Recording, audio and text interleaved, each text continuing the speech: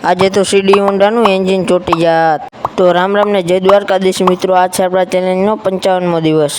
મિત્રો આપણે પહેલાં ફ્રીજ લીધું હતું, એ બગડી ગયું। તમે આ જો ચાલુ છે, ચાપ પણ ચાલુ છે, આમાં ખાલી ફોલ્ટી છે કે હીટ નથી પકડતું, એટલે આપણે ફોન કરી દીધો। પછી કંપનીમાંથી એક ભાઈ આવી ગયા ને ફ્રીજનું સાઈડનું ઓલું ખોલવા માંડ્યા, અને પછી એમાંથી નળી લીક હતી ધોવા માંડ્યા।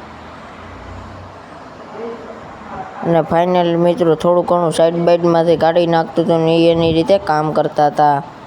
આપણે આવી ગયા હતા આપણે મેનારાણી પાસે કેટલા દિવસ પછી, અને આપણે સાફ પણ કરી નાખી હતી। ટનાના કરતા ને આપણે નીકળી ગયા હતા માણાવદર તરફ।